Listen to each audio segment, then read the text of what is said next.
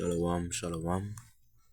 First and foremost, I'd like to give all praises, all honor, and glory to the Heavenly Father, Yahweh, Bahashem Yahushai, Bahashem Makah Kodash. Double honors to the apostles, the elders that do rule by that great millstone. Peace and salutation to the Akim out there pushing this gospel in sincerity and truth. Say shalom to the humble and sincere sisters out there as well. This is the brother Kalam. Come back at you again with another lesson entitled Your Suffering is Not the Lord's Hate. Right? The video I did previously was Their Blessings is Not the Most High's Love. Right? So don't think that the Lord is blessing them because they are blessed and cursing you because you are cursed, but rather their blessings or what they see as blessings will be a curse unto them. But your patience and your love and your faith in your sufferings, right, will become your blessings. Right? The Lord is not punishing you because He hates you. The Lord is punishing you so you could become stronger. Life is nothing without suffering and torment. Right? Even the perspective, with mankind cannot thrive without suffering, without obstacles, without adversity. It is in our DNA. It is in our bodies to overcome, to adapt. Right? That is the only way our bodies become stronger. Adversity is needed. Right? Look at the sports world. Right? In order to achieve a certain level of athleticism, one must suffer, one must sacrifice. Right? That is the nature of man. To be weak is to be lazy. Right? To be lazy is to be weak. And to be strong is to accept pain. Right? Yahweh Bashim Yahushua will put you under affliction over and over again. And if you be of the elect, eventually you will learn. You will learn patience. Right? I could speak from experience where the Lord had humbled me many times in life. And, the first humbling, probably the message didn't sink in, or the lesson didn't sink in. The second and the third and the fourth, it wasn't sinking in. But eventually it sunk. Eventually it was stamped into my heart. Right? Because this truth is not just about theory. It is practical, is as significant as the theory. Applying what you have learned, living what you read about. Anybody could read it, but who could live it? Anybody could hear it, but who could do it? Right? So when you suffer and you go through mishaps and the people around you are prospering and you are continuing to fall deeper and deeper into despair, that is not because the Most High does not favor you or hate you. He is teaching you something. Right? He is teaching you valuable lessons to make you a better creation. Right? He holds you at a greater standard than he holds them. Right? So that means you will be punished and scolded on a higher level, right, than they would. And you need to believe this, and you need to stay true to these sayings, because it is true. Look at Yahushai. Did not Yahushai suffer? Did not he receive a reward for that suffering? Yahushai was made stronger than he was before. He has always been the only begotten Son of the Heavenly Father. He has always been that entity. But in the act that he was commanded to do, when it was done, right, where did he sit? Right? What was given to him? Everything. He went to sit at the right hand of the Father. Right? And Yahushua is telling us that we too shall receive reward and benefit for our labor. Right? We too shall receive that which he had received, all things. Not because of vain works, but because of the works that we shall do, because of the mercies and the faith and the gift of faith which resides in us by his sacrifice. Alright, so this is the book of Proverbs, chapter 3 and verse 12. For whom Yahweh loveth he correcteth, even as a father the son in whom he delighteth. Happy is the man that findeth wisdom, and the man that getteth understanding. Right?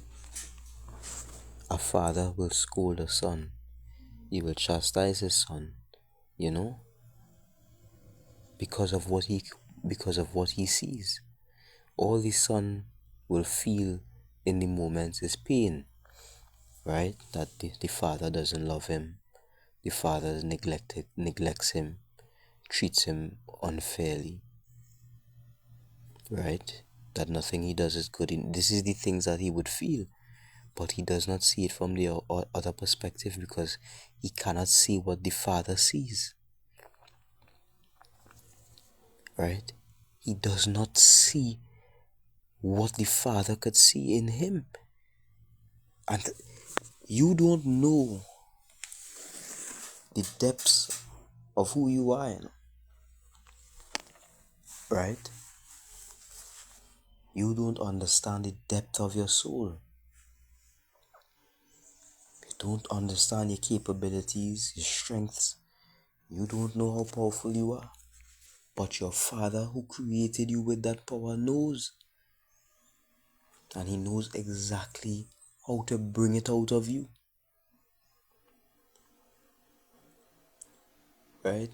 Yahweh Ba'ashem Yahushai knows exactly how to bring that power out of you. Is like a coach. When I used to do track and field, right? When I used to do track and field, my coach knew exactly how to get the best in me, right? He knew how far to take me, what drills to give me, what distances to make me run, right? He knew how to get the best out of me, even when I couldn't get it out of myself, right?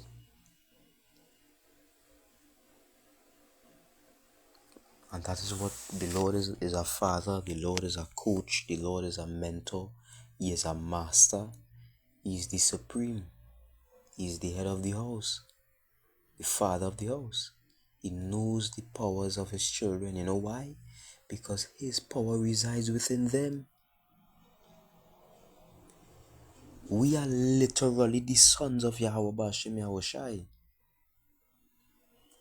And that is what Israel had failed to realize.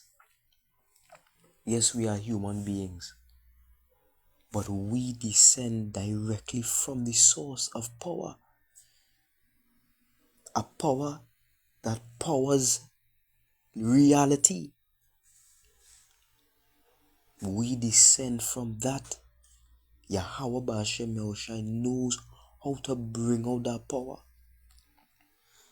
But before it could manifest physically and in a way that we could see, it must manifest spiritually. It must manifest within. Right? That is all life. Life is just school. The Lord's school. Right? Even teachers, some students they neglect is whatever, but some students they see the potential in them, even when the student is unable to see it in themselves. And no matter what, they would continue to push that student. My history teacher, an Elamite woman, an Elamite Muslim woman, she, I would constantly break class. Constantly break class. I talk about break, I right next door breaking class. And reach a point where no matter how much I am breaking this woman's class, she's coming and begging me to come to class. Begging and fighting, and she didn't do that with the other students I was breaking class with. Right? She did give them a little push, but not the way she would push me. And so now I would be saying, why you praying me, or why you fighting me down? Leave me alone. I don't want to come to class. Right? And no matter what I said, she continued to fight me to come to class. And yeah, I began going. And I passed the subject. Right? I passed the subject. In class, she would tell me, you have the potential and you're good at this. It was history, and she saw what I couldn't see. The people around you, even the people around you, could see things that you can't see about yourself. So what is the being that created you from scratch? Right? From scratch.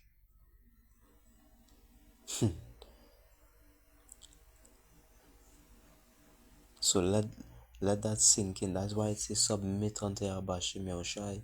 If you want to become the greatest version of yourself, you must let go of yourself and take hold of that which is greater than you. Right? Whom the Lord loveth, he corrected. The Lord don't want to see you going wrong. If there's things in you that the Lord know will prohibit you from reaching that level, right? He must teach you. He loves you, so he will show you and teach you that, or take away something from you. Right? Just like your own baby, a baby, the baby is doing something wrong. You get them a slap on the wrist, or you take away something from them. Yes, they cry, they're in pain, right? Because you take away the toy, not allowing them to do something. And they won't understand. How could they understand? But you as the parent, you know this behavior this is not a suitable behavior, or this is not something good to do. Whatever you're doing, it's dangerous. You could harm yourself, right? And that is what the Lord is. So sorry, just sometimes just let go, submit, right? Let go and submit. Stop fighting, stop resisting Yahbashim Yahushua and give in, right? Stop victimized. Why me and the Lord and going through this. So let go. That is what it means to have faith. Let go.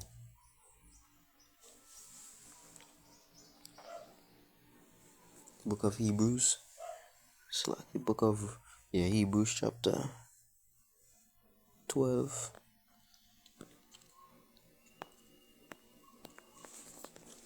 Verse 6. For whom the Lord loveth, he chasteneth, and scourgeth every son whom he receiveth. If ye endure chastening, power dealeth with you as with sons. For what son is he whom the Father chasteneth not? But if ye be without chastisement, whereof all are partakers, then are ye bastards and not sons. Furthermore, we have had fathers of our flesh, which corrected us, and we gave them reverence. Shall we not much rather be in subjection unto the Father of spirits and live? For they verily for a few days chastened us, after their own pleasure, but he for our profit, that we might be partakers of his holiness. Now no chastening for the present seemeth to be joyous but grievous, nevertheless afterward it yieldeth the peaceable fruit of righteousness unto them which are exercised thereby. Wherefore lift up the hands which hang down, and the feeble knees, and make straight paths for your feet, lest that which is lame be turned out of the way, but let it rather be healed. Right? It say, if you don't receive chastisement, we have all our partakers, right? It don't matter.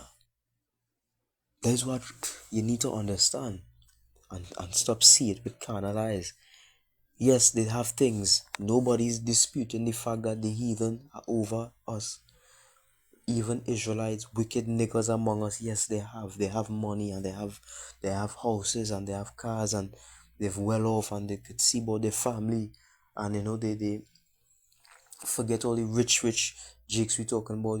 Everyday Joe, he's surviving. He has enough self, right? He could sustain himself. The word not coming stability, right? And I know some of us, we don't even have that. We don't even have stability. We don't even have ends meet, right? To say we are, at least we could see, but we know some of us not even financially there. To say we see about we family or whatever the case is, that some of us reloading, always low, always on the fence, always on the fucking fence. But that is not because the Lord hates you. The Lord is trying to bring out a power within you that you are not aware of. Whether the Lord is trying to teach you patience, teach you humility, right?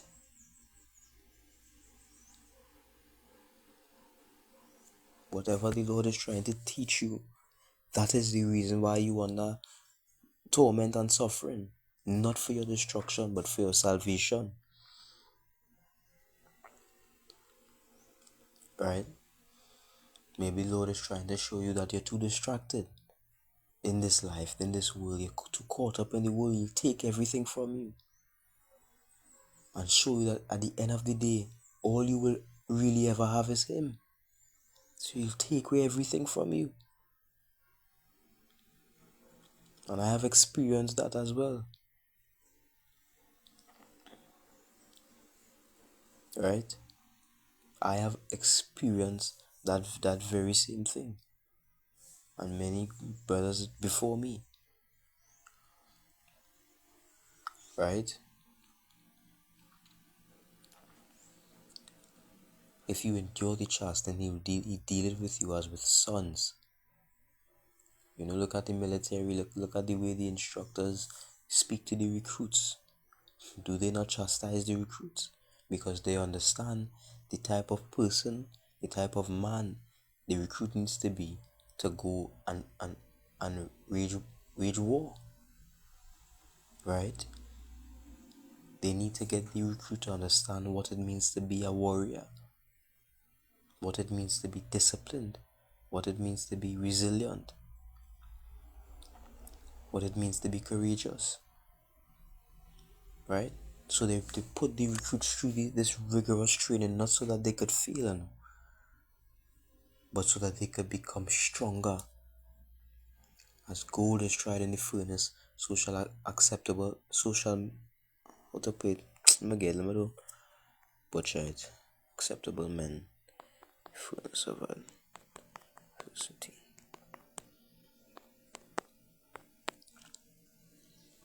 Sirach 2:5. For gold is tried in the fire, and acceptable men in the furnace of adversity. Right?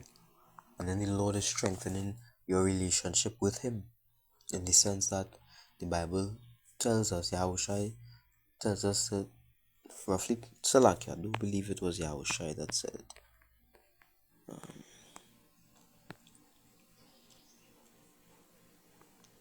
No, it was not Yahushai. It was Paul, right? But the Bible commands us to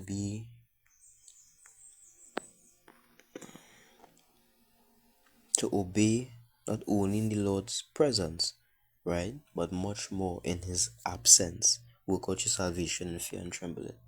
We are away from Yahweh Hashem Yahushai physically. The Lord is not here with us. We can't see him. We can't hear him, right? Physically. But in this absence, if you could perfect by the Spirit and power of Yahweh Hashem Yahushai, the faith in Yahweh Hashem Yahushai, the love, the fear, if you could perfect these things with the power that the Lord had given, right? And he could do these things, he could be obedient without, when he is far, of how much more obedience shall he display when he is near? If you have perfect obedience when he is far, what could be greater than perfect, when he is near? What that greater perfection, like you've already mastered serving him. And that's what we do. We strive for the mastery. And that's what Yahweh Hashem Yahushai is doing. If you could serve him in poverty, would you not serve him in riches? If you could serve him in famine, would you not serve him in abundance? If you could serve him in death, would you not serve him in life? If you could serve him in pain, would you not serve him in pleasure?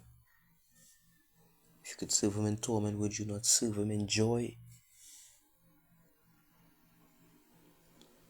If you could serve the Lord with nothing, would you not serve him with everything?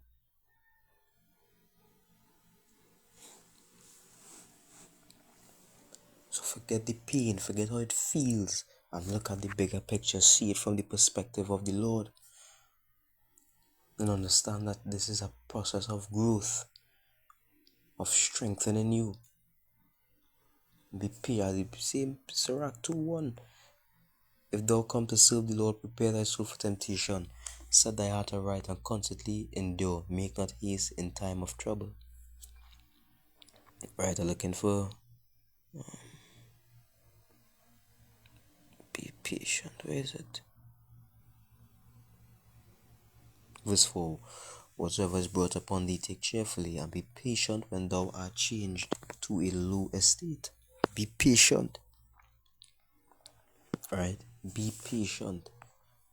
Because it is not forever. You are not going to suffer for eternity.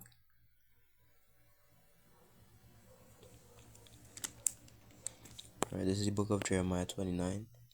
And that's the next thing. Don't think that, alright, this life just thing, the Lord can just make it, there's a vagrant on the street. No. Yahweh Hashem Yahushai obviously will care for you in Babylon too. You think the Lord is gonna leave you? The Bible show you that, hey, he feed the birds and or he dress the flowers or the grass or whatever. It is roughly paraphrasing, right? Who were more arrayed than even Solomon, right? The Lord cares for the creatures. The Lord is not gonna leave you in Babylon to suffer and catch your ass your whole life, right? The Lord is there for you.